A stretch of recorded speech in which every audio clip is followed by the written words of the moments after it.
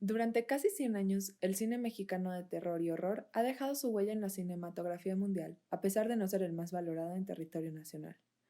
A lo largo de su historia ha logrado tomar la influencia de las tendencias del cine extranjero e imprimirles la esencia mexicana. El fundamento del cine de terror y de horror, y de la mayoría de los géneros en realidad, son las emociones del espectador, el miedo siendo una de las más poderosas. Sin lograr conectar con ellas, no podremos tener una buena película que sea efectiva y bien recibida. Antes de adentrarnos más en el viaje de este cine en México, quiero aclarar que para mantener la diferencia entre los géneros del terror y del horror, los englobaré bajo el término cine de miedo. Ahora demos un breve recorrido por la historia del cine de miedo en México, que empezó en la década de los 30, teniendo como antecedente las leyendas pasadas de generación en generación. Esto se combinó con el expresionismo alemán que dictó pautas características del género, como la iluminación basada en siluetas y la atmósfera de desesperanza. Así surgió la primera película de terror mexicana, La Llorona de Ramón Peón en 1933. En los años siguientes y hasta los 50, el cine mexicano estuvo en su llamada época de oro, pero no era el caso para los géneros de miedo. Opacados por la comedia y las prolíficas películas de Cantinflas, hubo una crisis de calidad en estos largometrajes, víctimas de graves recortes de presupuesto. Como resultado, muchos cineastas optaron por una de las vertientes más populares del cine de terror mexicano, el cine de terror de luchadores. En 1952, las artes sufrieron un fuerte golpe con el expresidente Adolfo Ruiz Cortines, quien detuvo el desarrollo de las artes que no compartieran su ideología, censurando muchas películas que dependían de apoyos gubernamentales. ¿Les suena?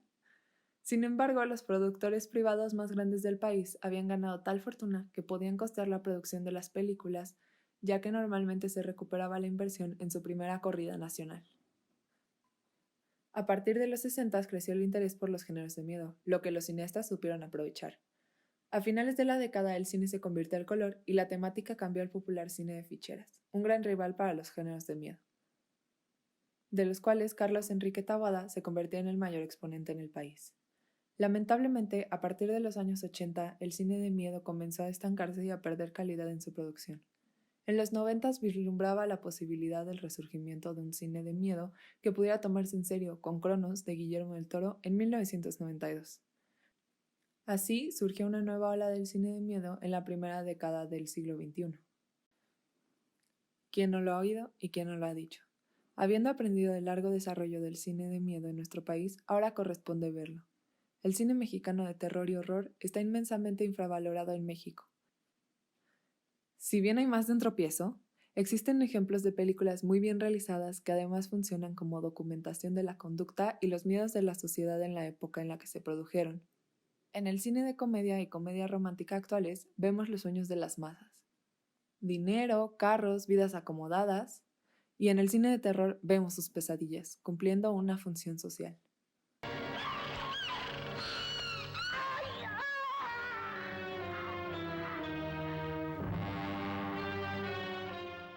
Reconocida como la primera película de terror mexicana, La Llorona de 1933 sigue la historia de Ricardo Moncada, un doctor que no cree en lo sobrenatural cuando se enfrenta a la posible maldición de su familia luego de que su hijo cumpliera 4 años, la edad en la que los primogénitos de su linaje desaparecían.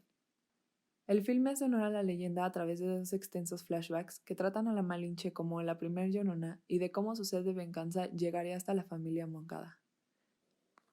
La realización de la película es bastante admirable. En sus breves 72 minutos de duración, genera una adrenalina muy similar a la de cualquier filme de horror moderno. La atmósfera de terror se logra gracias a la fotografía, que aprovecha algunos elementos del expresionismo alemán, como la iluminación y las sombras para generar tensión. Además de los clásicos encuadres que ocultan secretos de la trama y los ahora típicos elementos de puertas que se cierran solas, y el inolvidable y escalofriante llanto de la Llorona.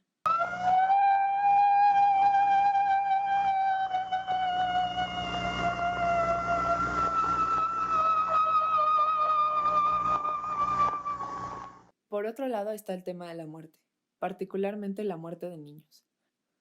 Recordemos que en la década de los 30 se vivía miedo frente a las enfermedades que amenazaban la vida de los niños, viruela, fiebre española, polio. Es probablemente uno de los factores más importantes en la conexión entre los personajes de la historia y la audiencia, un elemento desconocido que amenazaba con llevarse a sus hijos. El amor y la inocencia deberían ser eternos.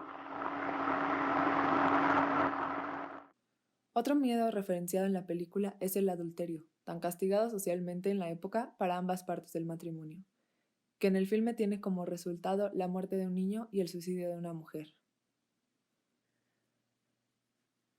Producida dentro de la ola cinematográfica que siguió los movimientos estudiantiles de finales de los 60, así como la violenta represión con la que respondió el gobierno, Más negro que la noche de Carlos Enrique Taboada presenta un grupo de mujeres jóvenes que exclamaban que la sociedad mexicana estaba cambiando y con ella su cine. La película trata de la temible situación en la que se mete un grupo de mujeres en sus veintes cuando una de ellas hereda la casa de su tía tras su fallecimiento. La única condición que debía cumplir era cuidar de su gato Becker. Cuando fallan, el espíritu de la tía Susana las persigue.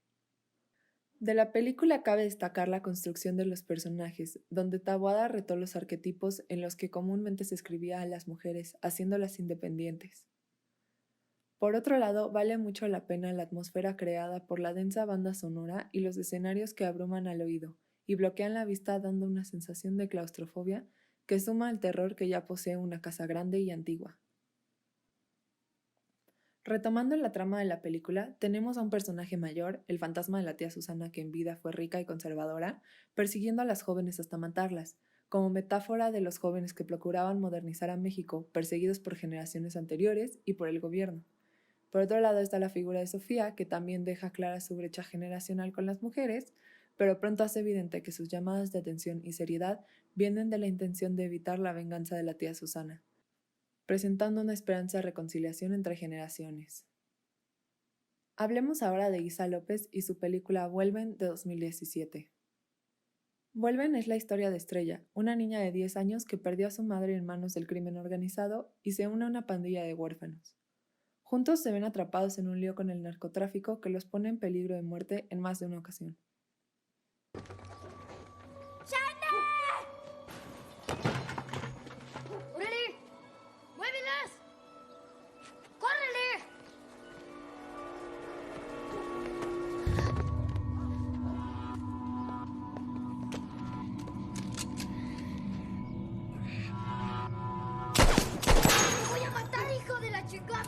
La película mezcla realismo mágico con terror paranormal, lo que se convierte en un acierto enorme porque retrata la perspectiva de la niñez con sus juegos y métodos de supervivencia y la realidad que viven, llena de violencia y muerte.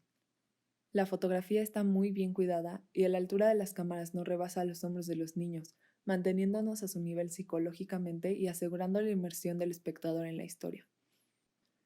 La forma en la que Isa López identificó el miedo de nuestra generación por la inseguridad y el crimen organizado y lo convirtió en una historia de terror realista dentro de lo que cabe, logra conectar de manera más efectiva con el público, haciéndoles llegar su mensaje de que el terror está en lo real.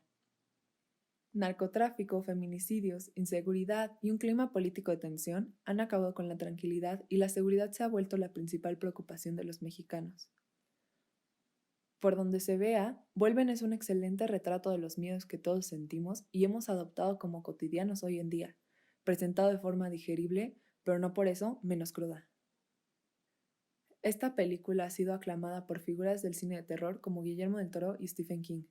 Incluso le dio a Isa López el premio a Mejor Dirección del Fantastic Fest, convirtiéndola en la primera mexicana y primera mujer en ganar esta categoría. Sin embargo, pasó prácticamente inadvertida en México.